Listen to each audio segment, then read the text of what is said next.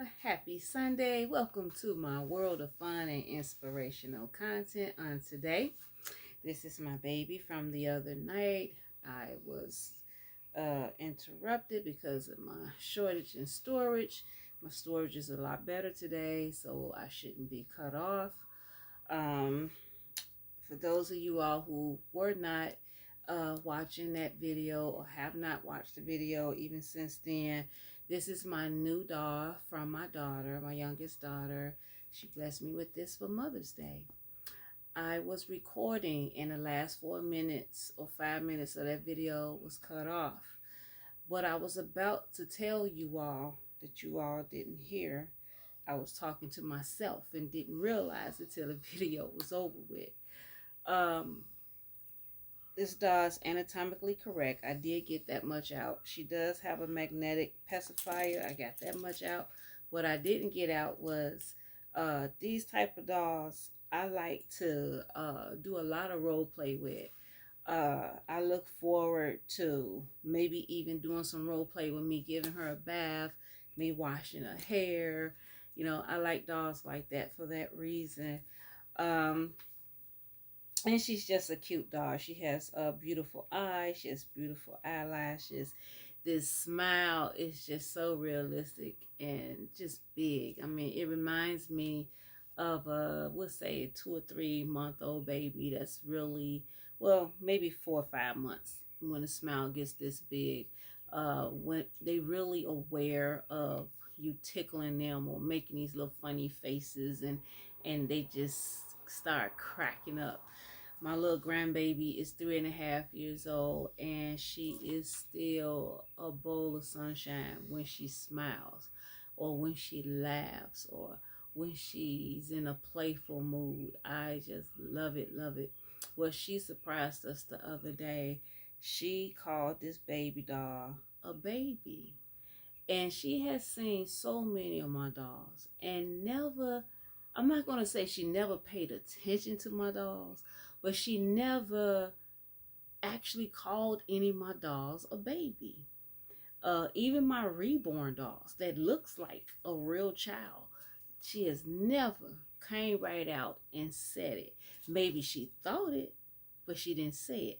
But with this baby, we were FaceTiming each other because that's how we talk, because we're not able to see each other in the same city nor state. So, within seconds of her looking at this dog that her mother blessed me with, okay, the dog came straight from, I don't know if it came from AliExpress, wherever it came from. My grandbaby didn't see the dog until we FaceTime. And the first word she said was baby. So, right now, until I come up with a name, this dog's name is Baby. And I don't know if I'm going to spell it Baby or come up with a little fancy other type of spelling, but that is this dog's name, Baby. And I'm going to get into our lesson for today because today is Sunday and we want to get into it. And I have a couple of spotlight channels today. Um, Playful Reborns is the person that's sponsoring this particular tag. It's called Spotlight a Channel. So the channels I want to spotlight today will be Little Honey Buns Nursery, Let's Play with Dolls, and Piano. I was trying to tag her before, but I didn't add the and piano to that. So I ended up tagging another channel, but that's okay. It was meant for that channel to be spotlighted that day. My own new Dolly tag is my new Dolly furniture. So if you all want to jump on that tag, my new Dolly furniture, I showed a rocking chair, some lamps my daughter gave me, a tripod my daughter gifted me with. All those would be my new Dolly furniture. Let me know what your new Dolly furniture may be. Also, I want to do a tag by Tara. She's at the Once Upon a Nursery, Blue Sunday. baby is dressed in blue and white. From my understanding, they can have blue, purple, and some other colors. Well, my baby has blue and white, so hopefully that's still okay. Um, okay, so let's get into this lesson. Faith in a storm.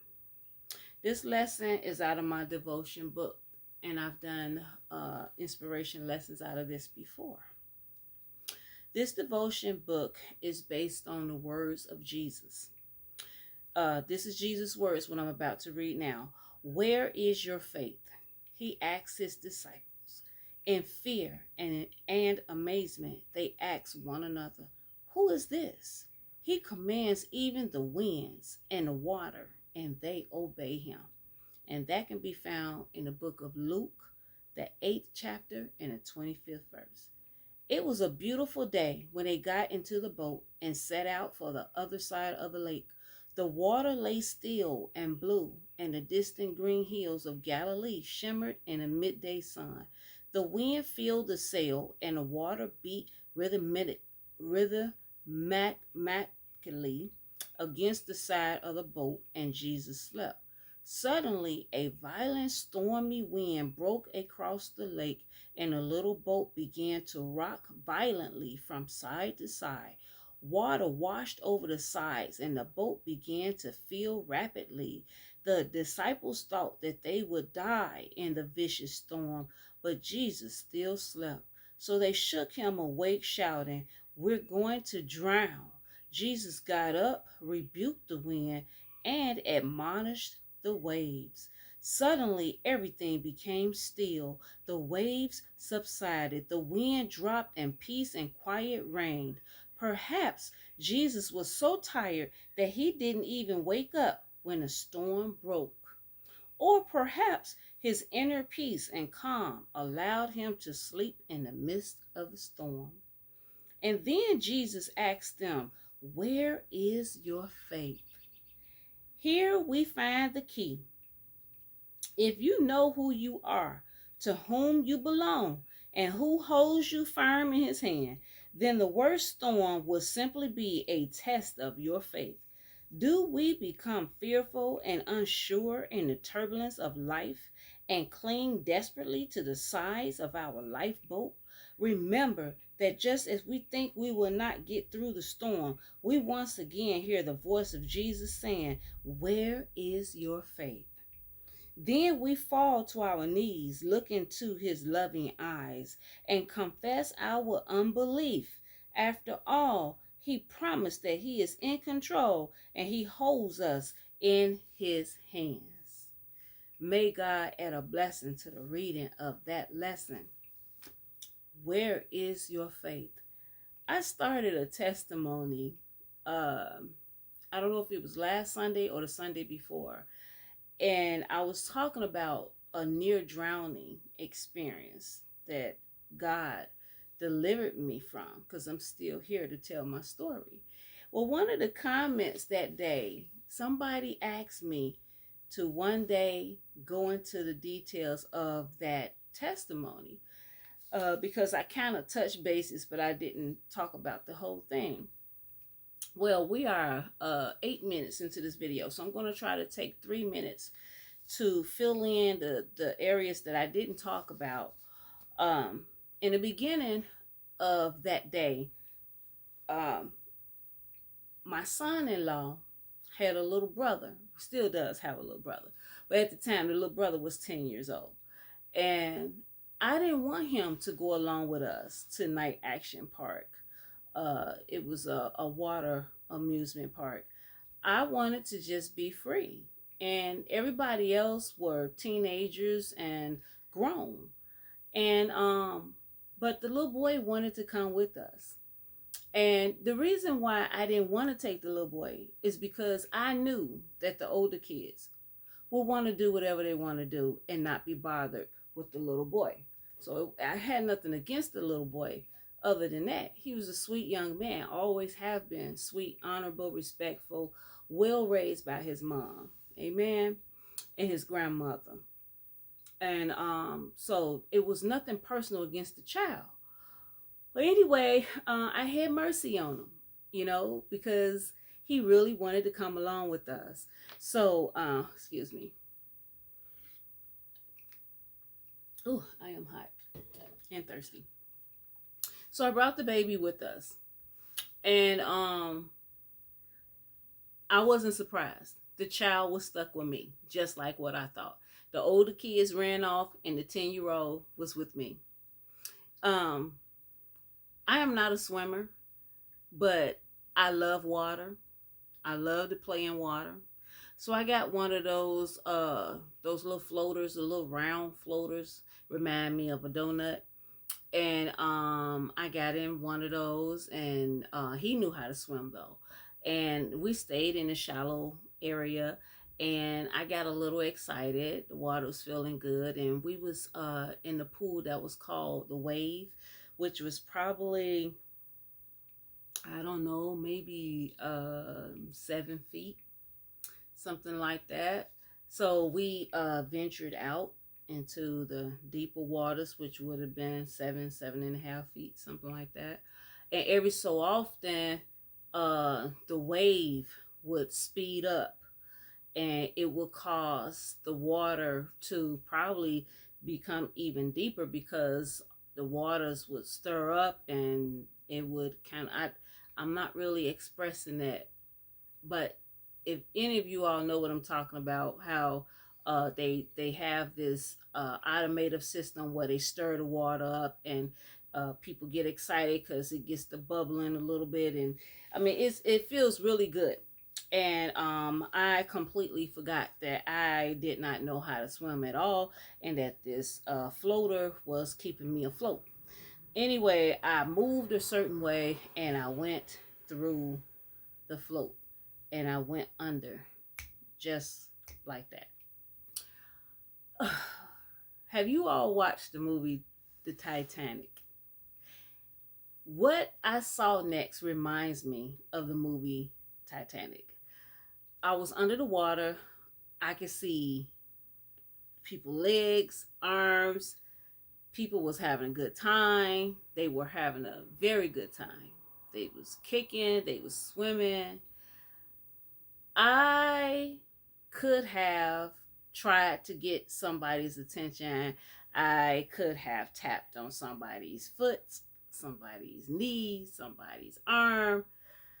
But because I have watched the Titanic 50,000 times, I told myself I didn't trust myself. I didn't want to take a chance on causing somebody to drown. In my state of mind at that time, I thought I was pretty calm. Faith in a storm. That lesson we read today. I rather died than to try to save my life by touching somebody too hard or scaring somebody, causing them to drown from panic or whatever. I was afraid that my state of mind wasn't as calm as I thought it was. While I was under the water, I had a near death experience. I'm not saying I saw God, but I felt the presence of God. And maybe I was having faith in a storm and didn't realize I was having faith. But I was talking to the Lord, and I was telling him that, wow, I didn't know that this was going to be the way I was going to die. I just was trying to have a little fun. My kids are trying to have fun.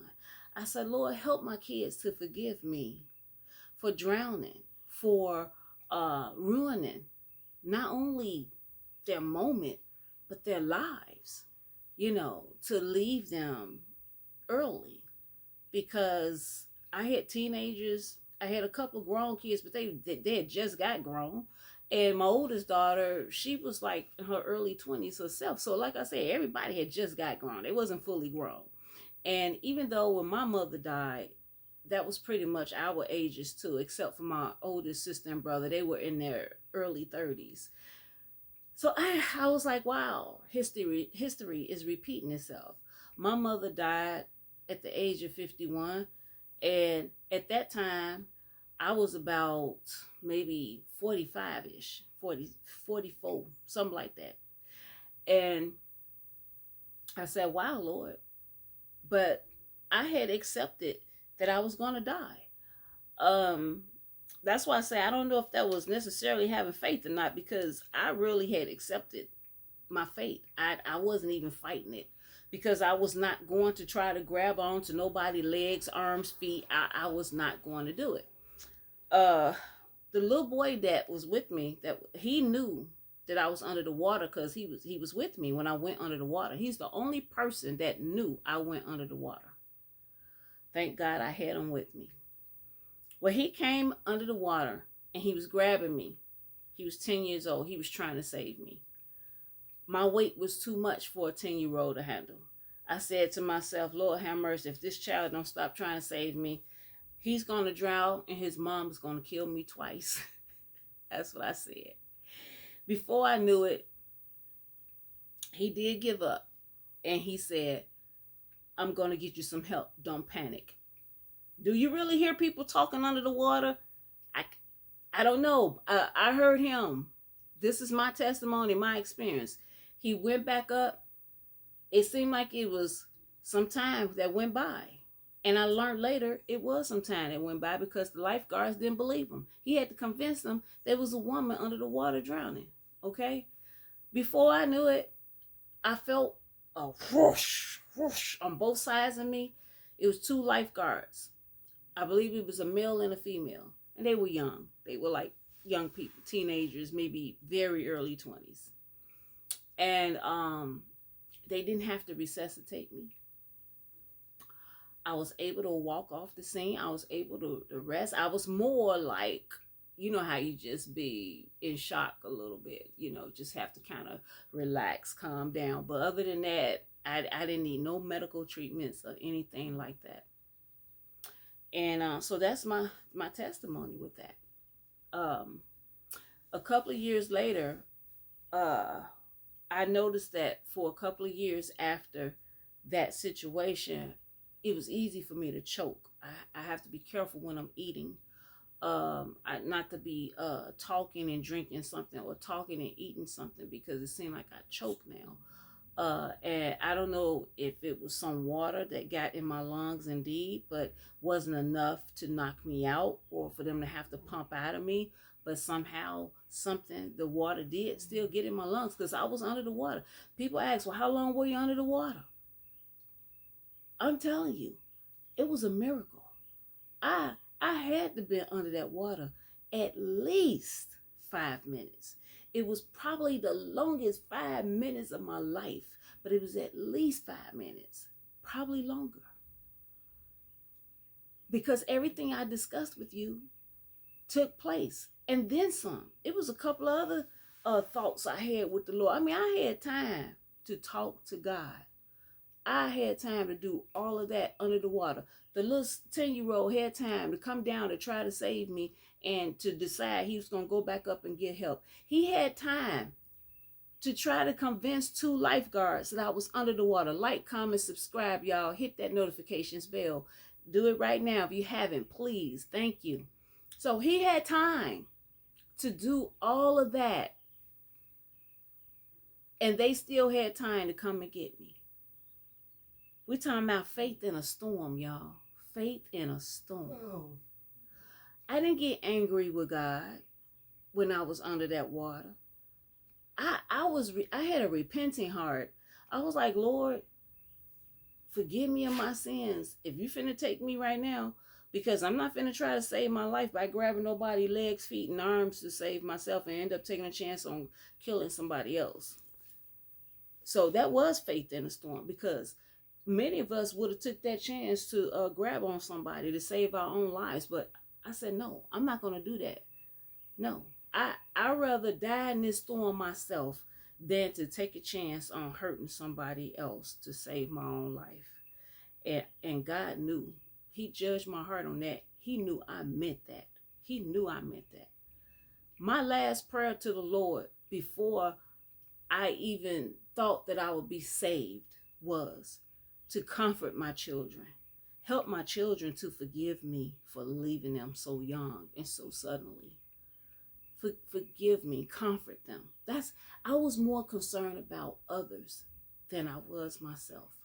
I was more concerned about all those dangling legs and arms and ankles surviving and having a good time and not worried about little me than saving my own life. And God knew I meant that from the bottom of my heart. And I'm here today. The young man that saved my life, that was 10 years old at that time, he is probably about 21 or 20 now, something like that. God is good. God is good. Yes, and that's all I have for you all today. God loves you. I do too. Thank you for joining me at my world of fun and inspirational content. And I hope you had fun and you was inspired by something that I said to you all today. Bye.